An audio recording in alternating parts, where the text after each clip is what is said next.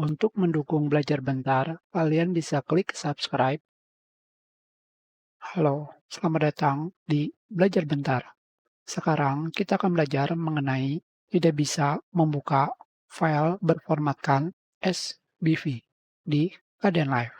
Saya menggunakan Kdenlive versi terbaru 25.12.1.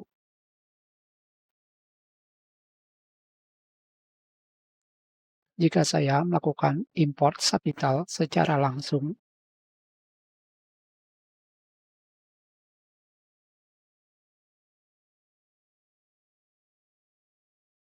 maka akan ada keterangan tidak bisa membuka file SBV. Sekarang, bagaimanakah cara membukanya? Cara membukanya sangatlah mudah.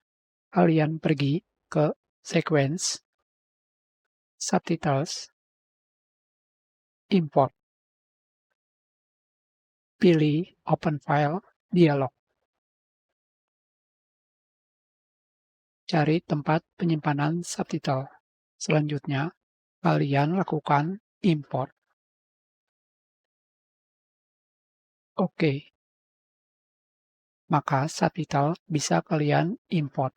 Kita sudahi pelajaran ini. Terima kasih.